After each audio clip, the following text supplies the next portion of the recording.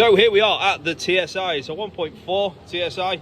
I had a comment from a subscriber that wanted to see the water pump and the issues on the leaking water pump on the TSIs, which I can show you now a little bit more in depth. So this one's quite clear cut. So that's the cover. Yeah, that's all old dry knackered coolant. There's the pump. Oh, there's the pulley, sorry, that runs off the cam. And as you can see, all that crusty coolant. So it's getting the whole housing, which is a water pump, which I can show you the new one. There we go, whole new housing, comes as a warner, thermostat and everything involved as well. And of course, your new belt. So we're gonna get the old one off, give it a nice little clean up, get rid of that crap, sort all that out, and then bolt up a new pump, tension it, fresh coolant, and we're good to go. So I'm going to bring you along in stages. I'm not going to film the whole process. So the next thing you'll see is it off, and then I can show you just a little bit more. Part 2. This is the 1.4 TSi water pump. So I've got them next to each other just so you can have a bit of a comparison. That's to the extent it's been leaking, or been leaking for a while at least, and that's what it should look like.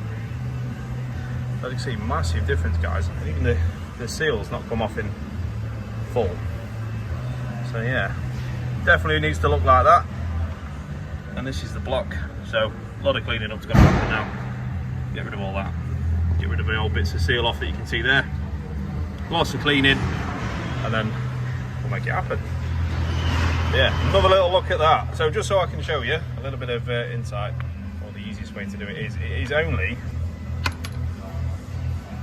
5 of them bolts, T30, about that long, in all of your holes here. Dead easy when you're down there.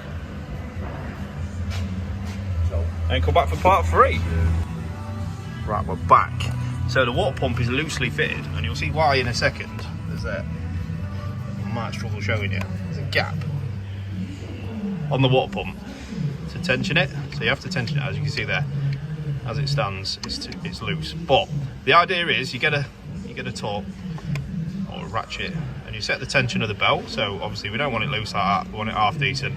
And then you can see there, that would be down, and then you would tighten the bolts. The bolts get tightened up in a sequence so you don't distort the plastics. The last thing you want after a leaking water pump is again another leaking water pump. So they do get torqued down in a sequence. They're no more than 20 Newton meters, and that belt's nice and tensioned. And then I'll bring you back when we're assembled, ready to stick some coolant in and run it up.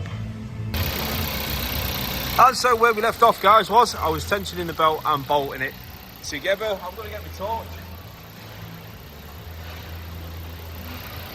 and just show you what's going on. So now we've got a little bit of light on the situation. All the pipes are back on, all clipped in nicely. Everything that should be clipped in is. I'm just running it up now. Usually you'll find the coolant drops onto the gearbox just down there if there is a problem, and all behind this casing. So it's back together now.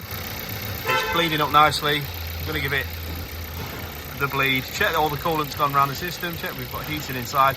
Make sure there's no leaks.